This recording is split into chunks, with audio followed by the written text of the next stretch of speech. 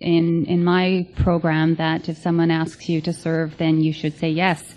So I said yes, and then of course as it gets closer to it, your butterflies keep going. You think, why am I doing this? So I am nervous, but nevertheless, I really feel that I meant to share something, and hopefully somebody will leave here with a little bit. Hopefully my story will have shared a little bit in their journey as well. I'd like to thank Ed for coming up again. Your message last night was awesome, and I've heard you speak before, and it just really touched my heart, and I just feel like you're my little U.S. angel that came up here this weekend, so thank you. Okay. It's interesting, Bill talked about our love of cats. We raise and breed Himalayans and Persians, and I'm a nurse, and my background is labor and delivery, so it's kind of apropos that we do that. My husband loves them too, because he likes them at the stage where they get the little tails in the air and they're running around, and so it really has become a labor of love for us. So, but also another part of my interest that I like to do is I like to refinish furniture, antique furniture, and Len likes to build furniture. So it's kind of interesting, when he introduces me to people, he said, this is my wife Lynda. She's a nurse and a stripper and runs a cat house. So that really gets people thinking. So that's kind of what I do. When we were leaving to come up, we stopped at friends of ours who happens to be Len's sponsor, and very, very dear friends of ours who are in program, and they shared this with us that was came on the email, and I thought I would share it with you because it really does kind of depict where my headspace was at before I got to Al-Anon, and even in my early years with Al-Anon. So it's called His and Hers Diaries. I don't know if anybody's heard it. Her diary. Don't mind my hands shaking here. Tonight I thought he was acting weird. We had made plans to meet at a bar to have a drink. I was shopping with my friends all day long, so I thought he was upset at the fact that I was a bit late, but he made no comment. Conversation wasn't flowing, so I suggested that we go somewhere quiet so we could talk. He agreed, but he kept quiet and absent, and I asked him what was wrong, and he said nothing. I asked him if it was my fault that he was upset, and he said it had nothing to do with me and not to worry. On the way home, I told him that I loved him, and he simply smiled and just kept driving. I can't explain his behavior. I don't know why he didn't say I love you too. When we got home, I felt as if I had lost him, as if he wanted nothing to do with me anymore. He just sat there and he watched TV, and he seemed distant and absent. And finally, I decided to go to bed. About 10 minutes later, he came to bed, and to my surprise, he responded to my caresses, and we made love. But I still felt that he was distracted and his thoughts were somewhere else. He fell asleep, and I cried. I don't know what to do. I'm almost sure that his thoughts are with someone else. My life is a disaster. His diary. I shot the worst round of golf in my life today, but at least I got laid.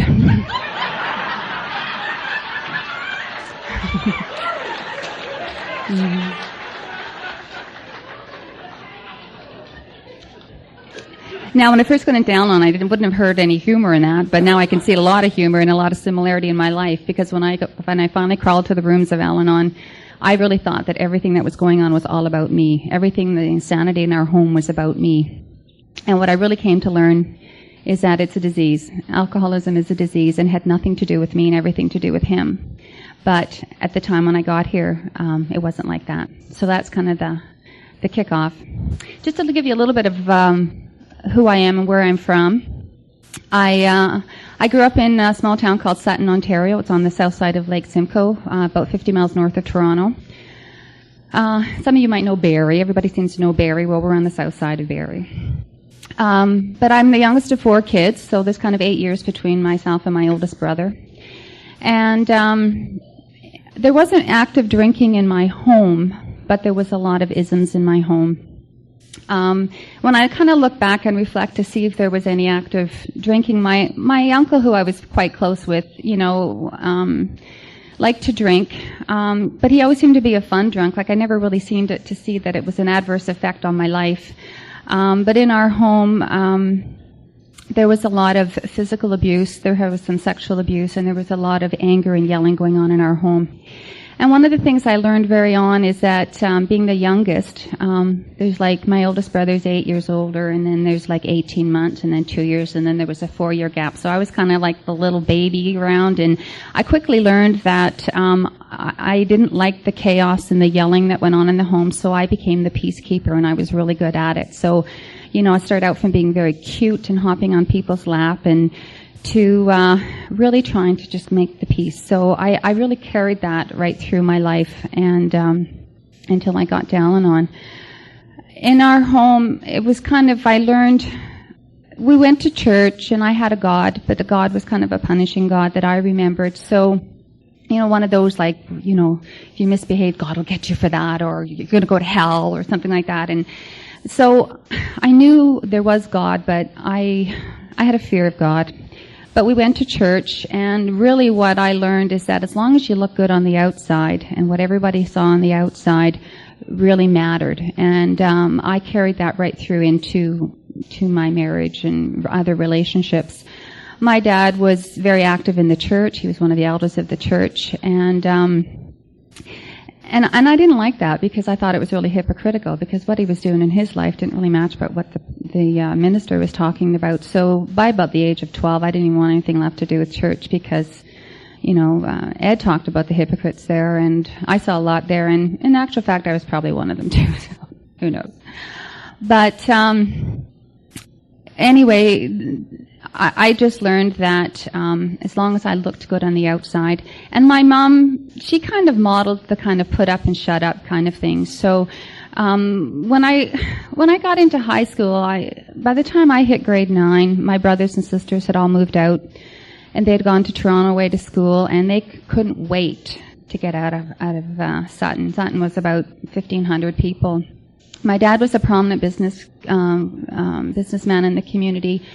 And so everybody knew us. He went from hardware to buses, and everybody knew us. And we were, it's a small town, and people talked and gossiped, and we were often the topic of gossip. And I learned to kind of have a stiff upper lip to that kind of stuff. But when I got into grade 9, I became a very angry girl, and I learned that my father was screwing around with other women and having affairs.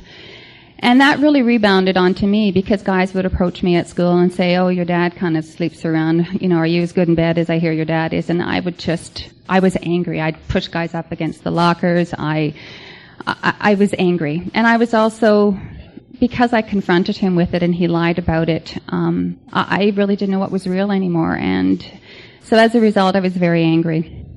And I did some drugs to kind of numb the pain, and in hindsight, I look back, and I'm sure I suffered some depression back then, because it was just like, I just didn't want to be there, I didn't want to live, I just felt very numb.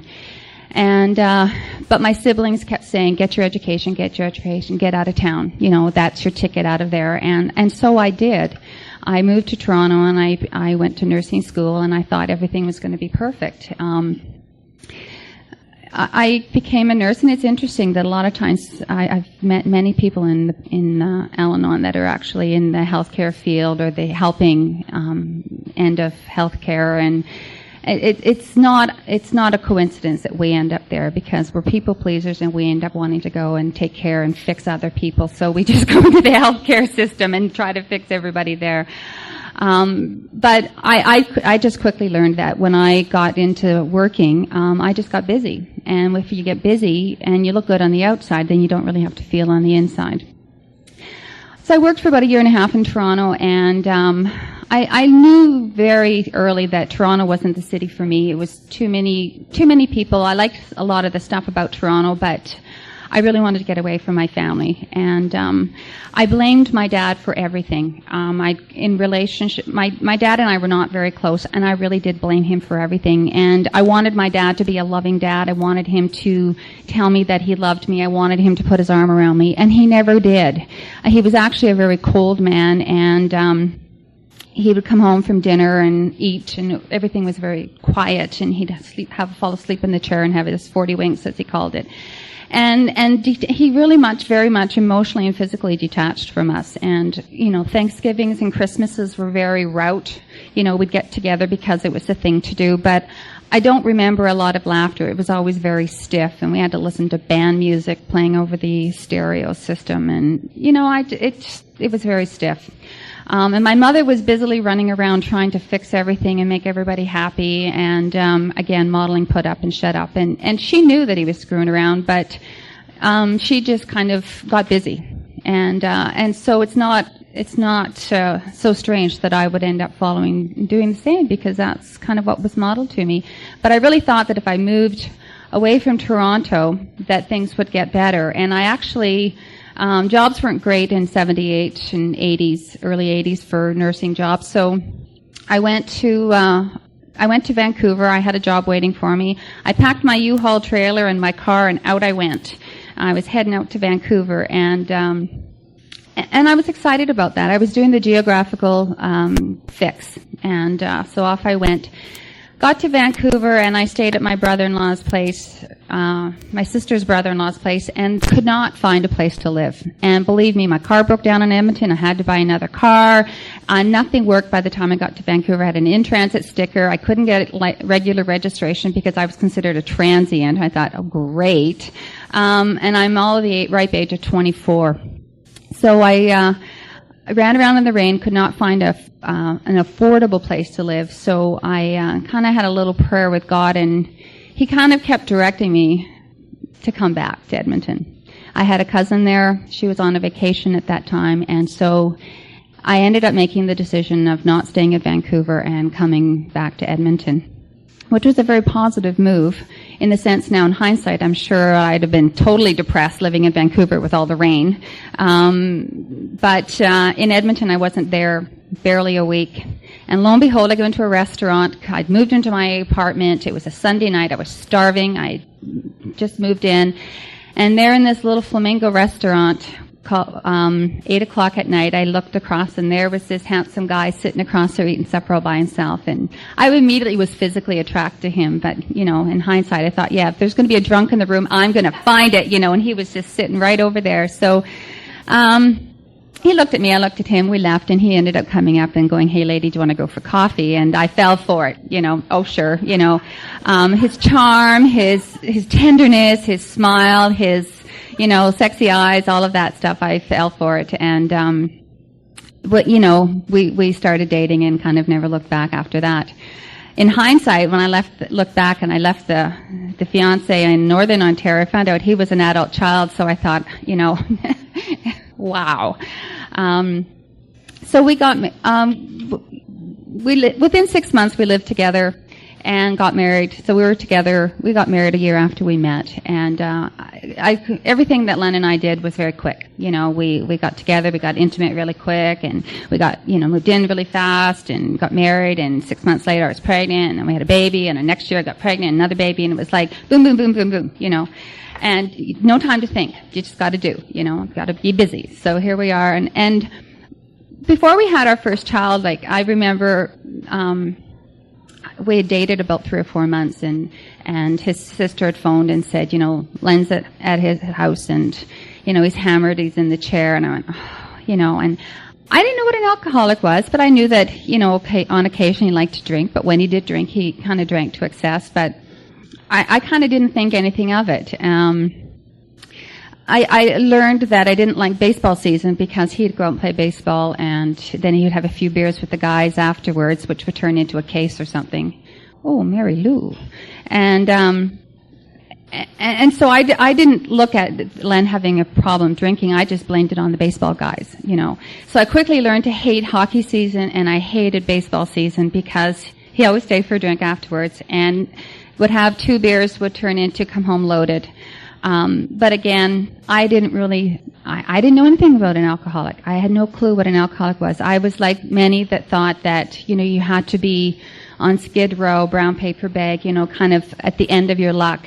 And I had no clue that an alcoholic could actually be somebody that, is in my neighborhood and that is working and has a family. And I was very naive about the disease.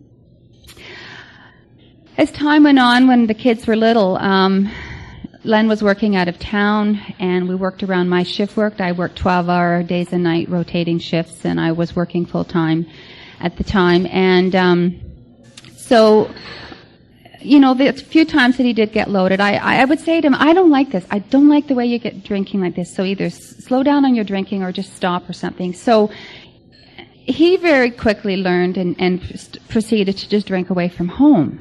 So when we would go out for dinner, I would notice that he would order a glass of wine with me, but he would just have one. But I didn't know that he was kind of white-knuckling it and just, it was all he could do to have one. I was grateful that he just had one. I thought that, I had no knowledge of it being a disease. What ended up happening, though, is that the insanity was started to come into our home. And one thing I noticed from my dad is that he had a temper. And I hated raised voices. I would cringe when the raised voice happened.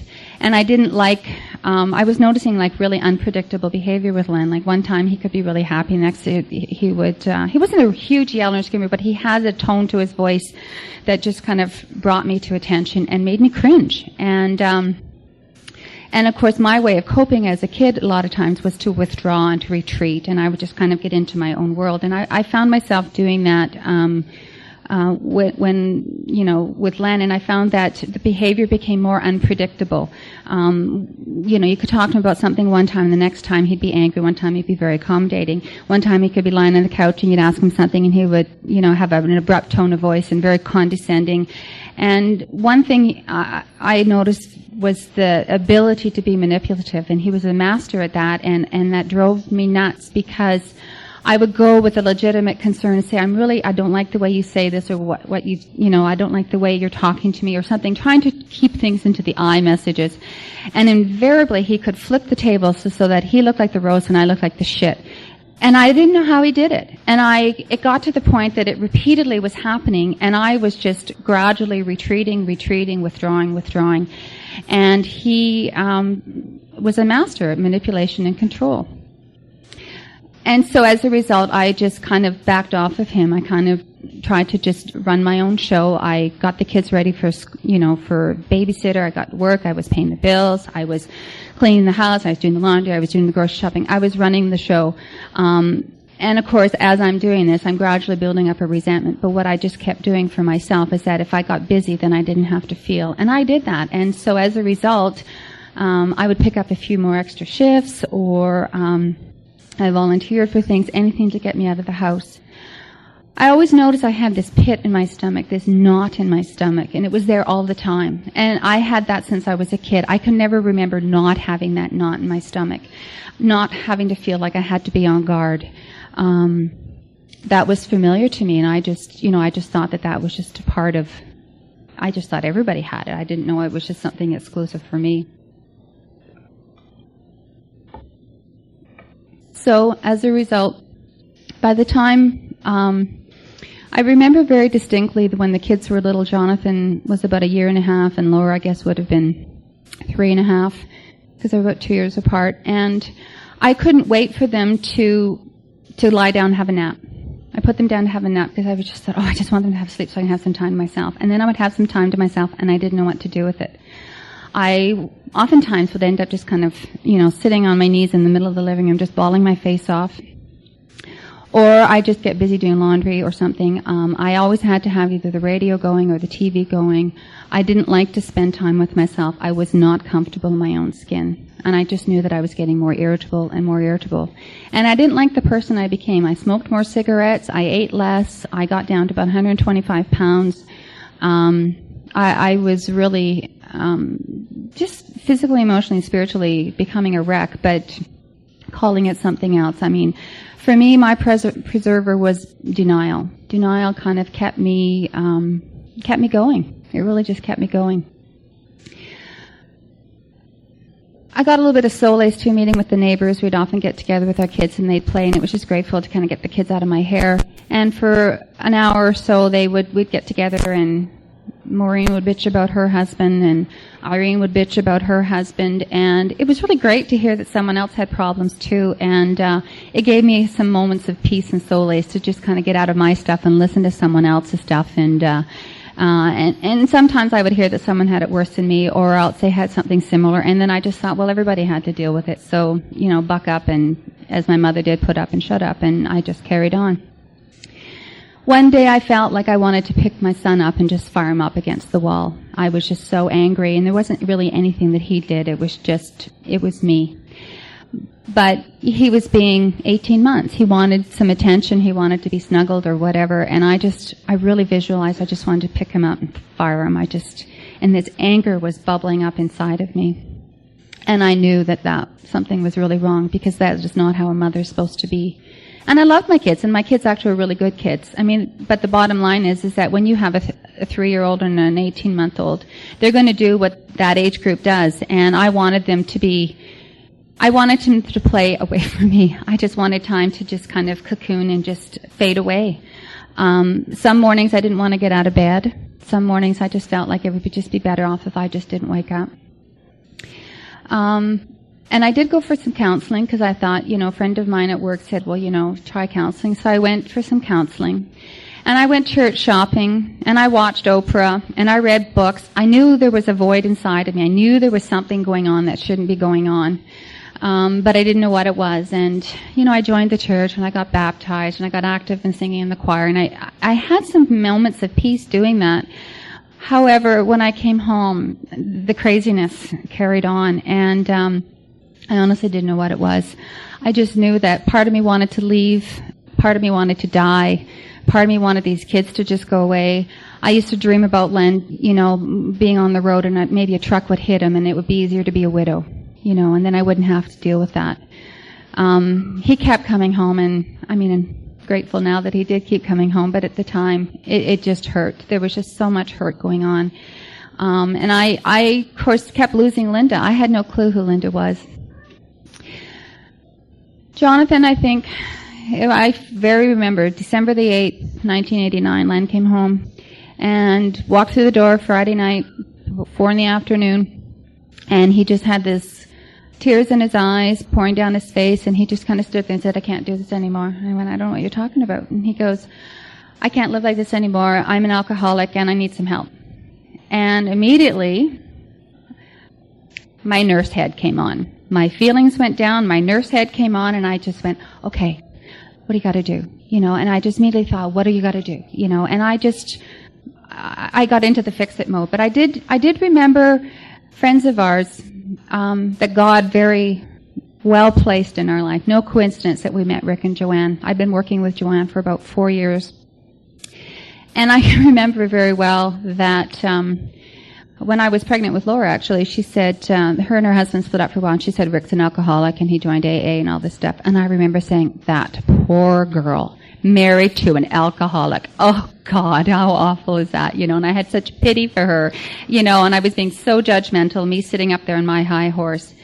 But that day that Len came through that door, I just remember saying, well, maybe you better give Rick a call. And he did. And I did have enough sense at that only moment to just back off and shut up. And he did. I was in a tailspin, because at that moment, my world of denial came to an end. And I had to really be real about what was going on here. Well, Rick came over. He always tells the story about being in the bathtub, and he knew what that phone call was all about. So he came flying over, got Len, took Len to a meeting, and I proceeded to put the kids to bed, and I went outside for a walk. It was snowing outside, and I walked around the block numb. Had no clue what I was supposed to do.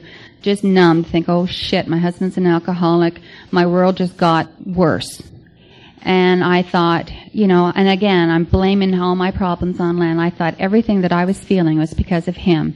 All the misery I felt as a kid was because of my dad. And I always looked and blamed other people for how I was feeling. But they came back from the meeting, and just before we came to Grand Prairie, I talked to Rick, and he goes, oh, Lynda, I remember you that day. I remember very well. And I said, Rick, I don't remember you guys coming back from that meeting. And he goes, oh, I do. I came in, and you came up to me all eager and said to me, Rick, what can I do for Len? How can I fix him? And he just said, Lynda, go to Al-Anon. I just thought maybe I could fix him. And he just laughed at me and said, go to Al-Anon. And his wife took me to my first meeting on December the 11th at the Crestwood in West Edmonton. And I remember that first meeting only to the fact that when they read that preamble, I thought they wrote that just about me and towards me, because I thought, how did they know all those things that I was feeling? And people were very welcoming. I don't remember a lot of what was said, other than the fact is that they kept saying, keep coming back, keep coming back. But one thing I do remember going there into the next meeting is that everyone sharing around the table. I didn't really share the first couple of times. I just sat and absorbed and numbed out. But I just remember hearing some laughter, and I could never understand what there was to be laughing about. I thought this was a pretty serious disease, or a pretty serious situation. At that time, I didn't even quite comprehend the disease part. But there was a warmth there was a welcoming there, and it was the first time ever that I felt like I fit in somewhere. I never felt like I fit in ever. And I got some peace by going there. So at the meeting, it was suggested that I come to at least 6 meetings. It was suggested that I, do some reading, much like you do in AA. I picked up one of those One Day at a Time books, and I started just to read that every day. And it was amazing how the daily reading seemed to be appropriate for what what I was feeling. And I've learned very quickly in this program that there was no such thing as coincidence. It wasn't a coincidence that I was put in that room. I just think it's a miracle and a blessing that I ended up there, because by the time I kind of crawled to my first meeting, I had tried everything else. It was my last-ditch effort. I had contemplated suicide several times. I had a plan, and I didn't really have a lot of reason to want to live. And so I didn't have a lot of love for myself. I didn't know who Lynda was, and you loved me until I could learn to love myself. And for that, I'm very grateful. You also taught me that I needed to have a sponsor. And I didn't really know what the hell a sponsor was, but I figured I met a couple of people there, and I would just talk to them. And really, I learned that a sponsor was just someone that I could share everything with, because I learned that there's not enough time in an hour meeting to get into the deep stuff, so you share that with one other person. And it felt good to talk with someone. My sponsor initially had told me that you're as sick as the secrets that you keep. And I felt a lot of shame saying some of this stuff to them, and she would just laugh and say, "Is that it? Is that all?" And I thought that some of the thoughts and feelings I had made me an awful person, and they weren't. I was just hurting. I was emotionally, spiritually, physically bankrupt when I got there. In the program, should I say, I learned my life skills when I got to Al-Anon. I didn't know anything about boundaries. I didn't know that other people couldn't yell and hit at you. Len never hit me, but I do remember one time when the kids were really little, my sister-in-law said to me, "Lynda, you're a battered woman." And I went, "How dare you?" I said, "What do you mean I'm a battered woman?" And she said, the verbal crap that you put up with from him. And I didn't know that abuse came in other forms other than being hit. I thought, well, my husband's not hitting me. But the emotional and the verbal abuse does just as much damage, if not more, because it doesn't leave marks on the outside. And those marks are on the inside that you carry for a long time. And interestingly enough, in my job that I do now, I deal a lot with women with postpartum depression. And believe me, after screening and meeting with these women and helping them and offering them a sense of hope, when I do an assessment, some of these women, about 75 to 80% of them come from an alcoholic environment and have been physically and sexually abused. I thought that was a huge statistic. But for the grace of God, I got to Al-Anon, and I learned some other skills that I could help some other people. But I learned my life skills in Al-Anon. I didn't know about boundaries. I didn't know that I had choices. I didn't know that no was a complete sentence, that I didn't have to justify myself to other people. And initially it was the serenity prayer that I held on to, the slogans, one day at a time, keep it simple, think.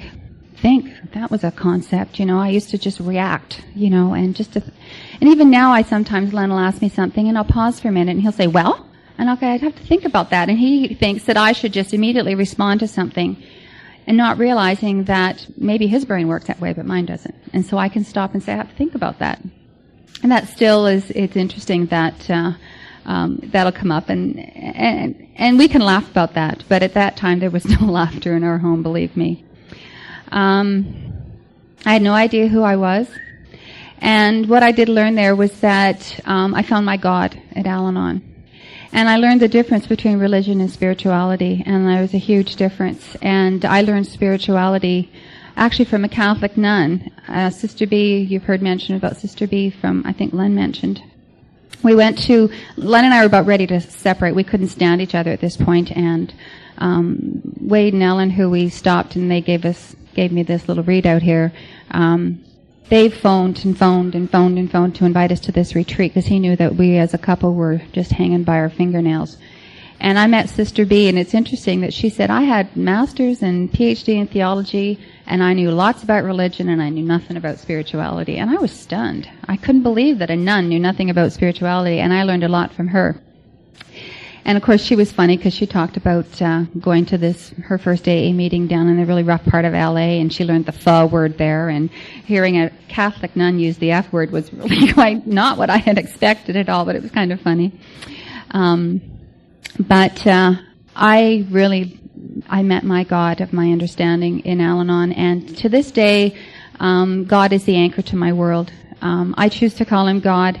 I say my prayers every day. I'm very spiritual. I like to attend church only because it gives me a moment to pause. I like to sing, and when I go and I sing at worship at church, it makes me feel spiritually uplifted and filled. And but I learned my God at Al-Anon. And it was grateful my God too, Ed, is loving and kind and forgiving, not judgmental. And it's interesting that when I meditate, people talk to me about meditating, and I didn't know how to do that because I couldn't stand to be still in my own skin, and I had to learn that. And interestingly enough, about a little over 2 years ago, I suffered from depression, and 2 years ago, 4 years ago, I lost my dad, September the 6th. So that following summer, I had a big crash. My dad died in September. My stepdad died in March. We had massive chaos and a toxic environment going on at work. And God brought me to my knees in June. I came to the point that I could not physically and emotionally function. And I had to take a 3-month leave.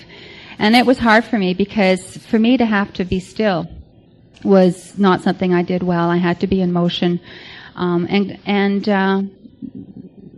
God kept saying to me, be still and know that I'm God. I kept hearing that. And he literally physically brought me to the point that I would sleep, I'd get up in the morning, I'd sit in a chair, and I had no choice but to be still because I was physically and emotionally kind of bankrupt at that moment. And I needed, God said, Lynda, you have burnt yourself out emotionally, spiritually, physically, everything. And he literally brought me to my knees. I had to be still. And I've learned since then how to spend some time quietly in my own skin. I don't need the radio going anymore.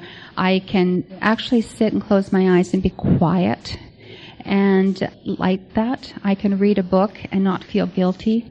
I can read my Al-Anon literature or whatever and be still.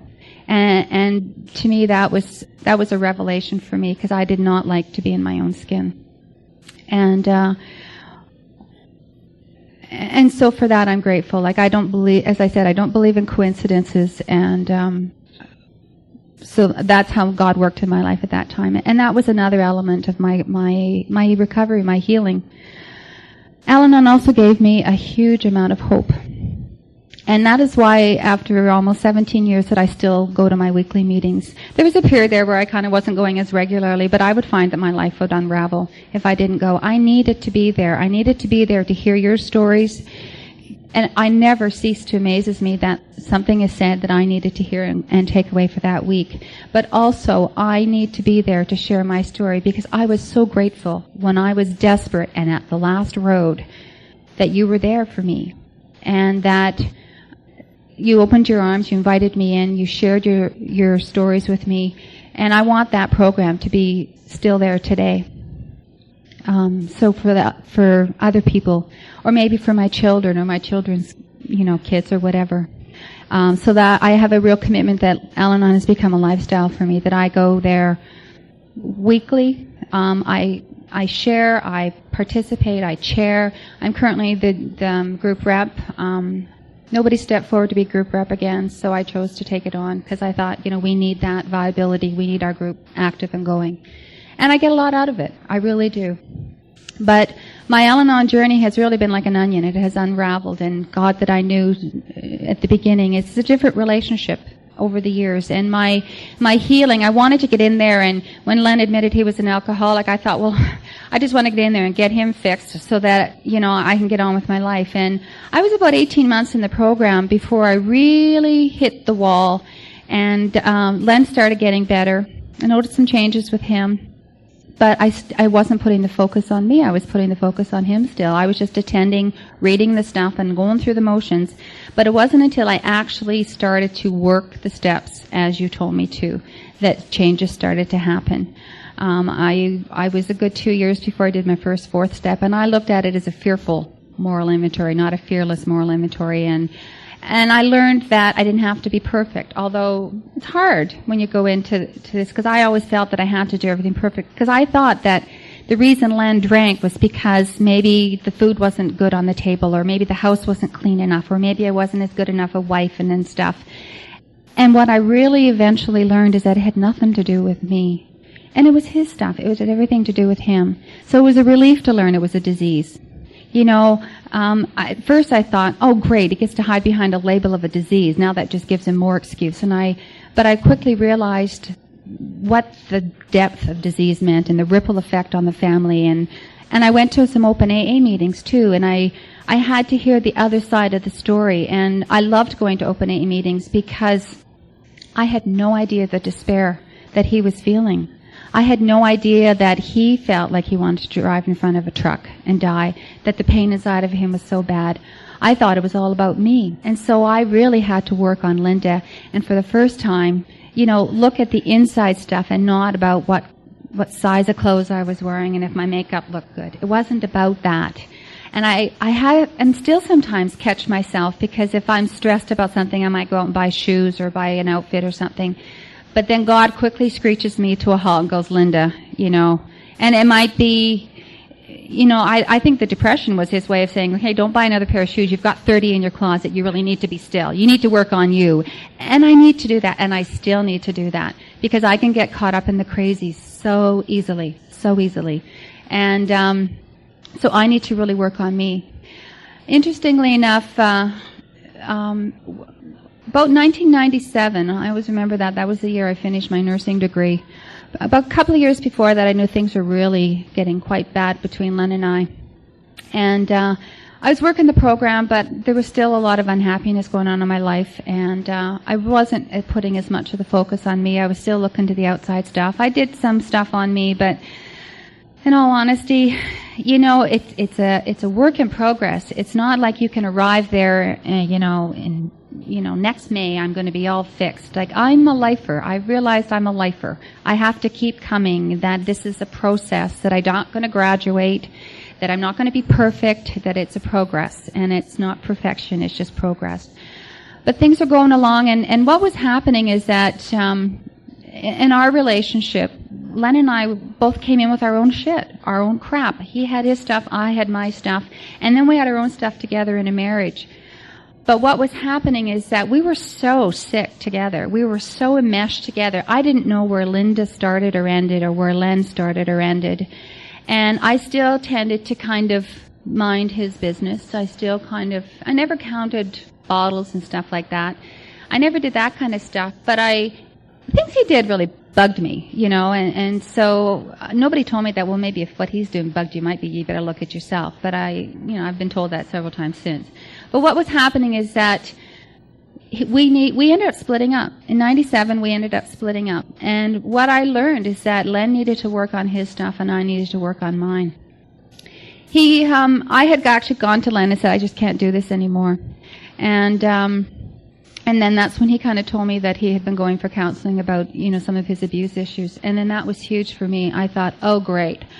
First I'm dealt alcoholism. Now I'm dealt about the abuse issues. I thought, gee, I can't deal with this. It was just so big for me. Of course, in the middle of this, as if I didn't have enough going on, I knew that I was unhappy in my life, and I knew that I really wanted out of this marriage. I didn't have the courage to say, get out. So what I just did is that I thought, if I'm going to get out of this marriage, I need a full-time job where I can work day shifts and not have to work 12-hour nights and stuff. So I went back to school almost full-time and worked on my nursing degree.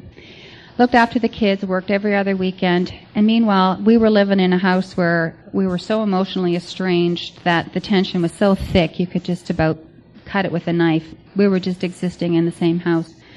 So by the time 97 and I graduated with my nursing degree, Len had more courage than I did. He kind of said, I can't do this anymore either, and we kind of made a mutual decision to split. And he moved out. And I was quite happy with that. I was prepared to say, okay, this is over. I gave a good kick at the can here. I worked as hard as I could. I've gone to Al-Anon. I'm still going to Al-Anon, but it's not going to work. And I was quite ready that this marriage was over, and I was going to take the kids, and they were going to see their dad every other weekend, and we were just going to carry on. And what ended up happening is that it just gave me a clear opportunity to know that I had to work on Lynda. Because even though Len moved out of the house, I was still feeling miserable. It wasn't all about him. It had everything to do with me. And that's why, of course, I just worked my program a little more, and the kids went to see their dad. And I was feeling good within myself. I had made the choice, and I felt okay. And I knew I would be okay. So I just carried on. And Len had kind of said, do you want to go out for coffee? I didn't really talk to him for I said to him I needed at least a month, that I didn't want to see you or talk to you or do anything, because I was just emotionally done right now. I just needed some space and time for Lynda. And I didn't want another relationship. I just needed some time to heal and just to be still and to be me. And I was raw. And of course all this other, abuse issue stuff was huge for me. And so it was all I could do. It was all I could do to just keep going. And if came picked up the kids, and he had this sparkle in his eye, he seemed happy and content, and there was something a little bit different about him. And he did say, "Did you want to go out for coffee?" And we did. We went to, actually, I think we went to Countryside. We didn't go to Tim Hortons. I had a coffee, and we just talked. But it felt good to just talk. Part of that, we had gone for counseling, and before the split, and I just had a chance to say, look, I was very bitter, very angry, and I was tired of not being heard and validated. And what I remember in most of our marriage was that whenever I said, I'm feeling this, he'd go, yeah, but. And I was yeah-butted to death. Because I never felt heard, I never felt validated, I never felt like somebody listened. He was always justifying his behavior, never hearing about how I was feeling. And that was one thing the counselor really brought to his attention, that he heard. So when we did actually get together for a cup of coffee, I said, I can get together, but we just really need to learn how to be friends. And we did. So we just went out for a cup of coffee. But he actually listened, and that was great. I'm happy to say today that we have gotten back together. But what happened was that we just didn't get back together and rebuild what we had. We both knew that we had a lot of work to do, and we both knew we had our own diseases that we brought into this marriage. What ended up happening is that we both had enough health and healing to know that we didn't like what we had. We didn't want that again. And that there was some real growth and change that had gone on. And so what ended up happening is that, we started to date again, and we actually totally made a whole new relationship. We didn't rebuild it on the old foundation, because that was pretty toxic. But what we actually did is we made a whole new marriage. We learned how to date. We learned how to talk and listen to the other guy. I made the request that we take sex out of our marriage for a year. Because when those drinking days, when I'd hear his feet hit the floor coming up the stairs, I would just go into the fetal position and feign sleep, because I did not want to be touched. I was touched out by those damn kids, and I certainly didn't want a husband on me either. So I just, I had my own issues. But I'm happy to say that when we got back together, we really slowly rebuilt. We learned how to be friends. We learned how to talk. We learned how to, and I really felt for the first time in a long time that Len really heard me and listened to me and validated me for who I am.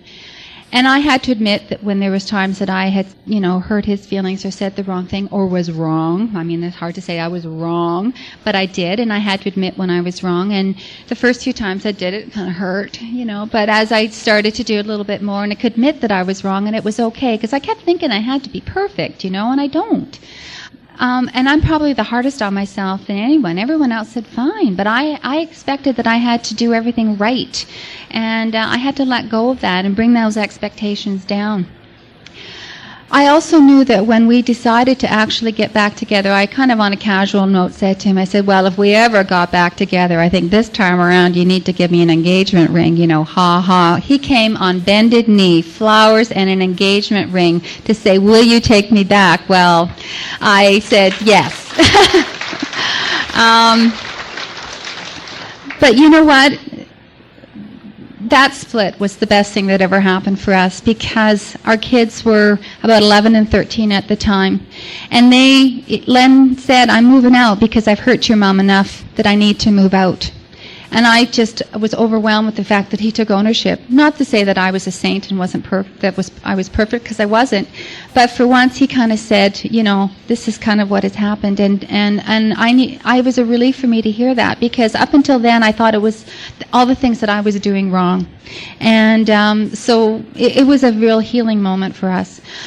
Also, with the relationship, we knew that if it was going to happen and we were going to be a family, a together family, we wanted to offer our kids what we didn't have, and we wanted a safe home, we wanted a loving home, and we wanted that cycle of abuse to stop with our generation. And I'm very happy to say that our home is all of that. We have a relationship with our kids that I never, ever dreamed possible. Laura and Jonathan are 22 and 20. And, I make amends to my kids, and I'll never forget saying to Jonathan, I am so sorry for all the insanity and for all the yelling and screaming, because I was the yeller and the screamer. And I was also the one that was swearing my brains off. And the kids, even to this day, laugh and say, oh, yeah, Mom taught us how to swear. It wasn't Dad. Mom, I taught them the F word, and I taught them everything. And as soon as that word came out, boy, they knew that I was angry. But, and I'm not proud of it, but I taught my kids all the swear words. But when I said to Jonathan, I am so sorry, and he said, Mom, I love you, and you're the best mom I could ever have. I mean, I just went, he said, you're also the only mom I have, but I love you. And I just went, wow. I mean, I didn't feel worthy. I just didn't feel worthy. Today, it is awesome in our home. I moved away to get away from my family. And my mom goes to Florida for 6 months every year, and always did. And my parents, I felt very abandoned by them. I'd come home for lunch to, saran wrap over a salmon sandwich. And that's not like that in our home. The kids come home for dinner. We have a family dinner, and their friends come into our home because they like the laughter and feel safe there. And actually, their friends come over, and they're amazed that we sit down and have dinner, all of us around the table, because a lot of their friends, that doesn't happen. But we just want that time to connect with our kids. And I even remember one time we're sitting at the dinner table, and I think Jonathan or Laura brought up the subject of sex. And they started yipping away and and I just felt grateful that they were feeling freedom to come and sit and talk about stuff like that with us at the dinner table. I mean, I would never talk about my parents about sex, forget it. And Len's going, excuse me, this is not the place to talk about sex. And I went, excuse me, it is. And if you're really uncomfortable, kindly leave the table. And he didn't know what to say about that. But, off we went, and we just carried on the conversation. And that was a hard call for me, because in my home, my mom kept saying, we need to have a united front. And she never went against my dad. Whether my dad was being abusive or not, she never stood up for us. And so I had to struggle with that, because I didn't know, I kept thinking I didn't want to go against Len to the kids, and yet I didn't want them to be putting up with unacceptable behavior. So I still sometimes struggle with that, because I feel like I need to protect my kids. I needed to when they were little. But I didn't want to be a threat and have them feel that they could just play us one against another. So that's still some fine-tuning there. But the love in our home is awesome. And it's more than I ever dreamed of. And the laughter that is there is, it's overwhelming. It's fun. We actually have fun together. Last weekend we went quadding with friends out in Catamount by Hinton. I never dreamt I would be out quadding, let alone enjoying it, and not doing it with Len. And we had a lot of laughter and enjoyed that. I realized that it's okay for me to look after me. Somebody kept saying to me I had to look after myself first. I had to be number one. And I tell that to my clients at work too, because we are people pleasers. We always feel that we have to put our needs on the back burner. And I'm very happy to say that I really try to look after Lynda first, because if I am spiritually, physically, and emotionally bankrupt, how can I help my family or give that back to my family if I'm not even taking it in myself? So I really, I even got a cleaning lady in the last while, and I don't know how the heck I looked after 2 little kids, worked 3/4 time, cleaned the house, did the laundry, and all that stuff. I mean, I can't even do it now, and I'm a lot healthier, and the kids are growing, you know. So I was really nuts then. Another thing I learned too is that hurt people hurt people. And I heard that the first time, and I didn't quite get it. And then I realized that people that are really hurting hurt other people. Not that they really mean to, but they just do. And I wanted my dad to love me and nurture me the way I wanted my dad to be, and he couldn't.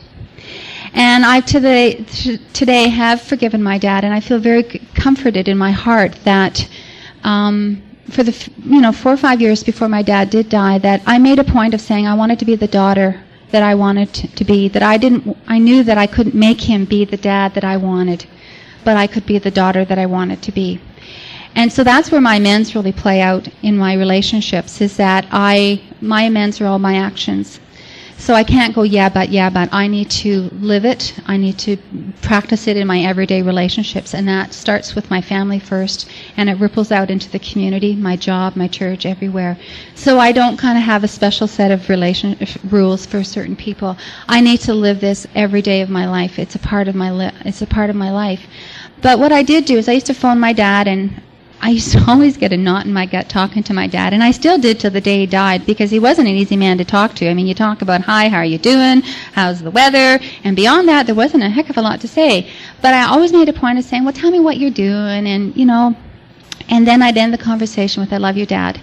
And he never said it back, but the last time I did talk to him on the phone, he did manage to say me too, and that's about as close as I got to, I love you, Lynda. And I realized too is that he couldn't give out what he didn't have. And I'd have no clue what he went through as a kid, but all I know is that if I was this badly affected by issues in my home, I'm sure he had his own stuff and his own issues that he brought into his marriage, and he did the best that he could with what he had and the choices he made. And that's all I can do for myself, is that today, given with what I've got, I make the choice for today. And so my dad died 4 years ago, September the 6th, and I felt sad when he died, but I didn't have any regret, because I had been the daughter, and I had made my amends, and I had forgiven him. And the same for my mother. My mom actually was the one that had said to me about going to Al-Anon. My mom doesn't go to Al-Anon. She is a spiritual person, and she chooses to still live in her little world of denial. And, she runs around and is very busy and criticizes and talks about whatever. And I can very clearly now say, gee, Mom, let's not talk about Aunt Joan and what's going on. How are you? Tell me about your day. And I can turn things around instead of having to listen to all the gossip anymore. So I'm learning. The hardest part, I have to say, before I close, is that for so many years, what was common to me was I grew up in crisis and chaos. That was familiar to me when I was a kid. All the way through, I just went from chaos and crisis to crisis. Even in the job I did in labor and delivery, it was a high-powered place that I worked, and I loved it. I felt a privilege to be there sharing births and such, but it was a very busy, and it can be very crisis-filled all the time. So when I started getting into program, and I started to heal, and I started to feel better, the problem for me was living with the good stuff. I didn't know how to deal with the good stuff. When you talk about happy, joyous, and free, and I wanted that, everybody talked about happy, joyous, and free, but when some of that stuff started to come, it felt boring initially. It felt uncomfortable. I didn't know how to deal with it. I found myself subconsciously, picking a fight with Lan or with anyone for that matter, and I would be irritable and uncomfortable because things were just a little bit too calm. And I know that might sound strange to some of you, but that was my experience, is that I just didn't know how to do the good stuff. Now what's happened is that knot in my stomach is no longer there. That knot in my stomach, when it does come along, is my red flag now that unacceptable behavior is happening and I don't have to deal with this, whereas before, that was there all the time. So today, I feel good. I feel good within Lynda. I have an awesome relationship with my higher power. Len and I can laugh and cry together. I have a relationship with him that I never dreamt possible, and we often smile and joke and talk about growing old together, and I really look forward to that. We bought a fifth wheel trailer, and we're kind of having fun with that, and I'm trying not to be busy as much anymore, and I just want to have a chance to be, and I want to be a good wife and a good mom. But if anything else, I just am happy to be, because God didn't create me as a human doing. He created me as a human being, and I'm feeling good about that. I would just like to thank everyone for coming and just for being here, and I'm now feeling a lot better that this is coming to a close. But I'm grateful for Al-Anon. I'm grateful for AA, and I heard somebody before say at a meeting about 5 years ago they were grateful they married an alcoholic, and I thought they were nuts. But I am grateful that I am married to an alcoholic, because I would never found the rooms of Al-Anon. And I feel very privileged and blessed to have been able to come to Al-Anon, because I'm one of the few that's able to get that healing. And I could just be out there doing the crazies right now, or the alternative could be a lot worse. So I am very grateful to be here and to have shared, and I hope that some of you will take a little bit of serenity when you go home. Thank you.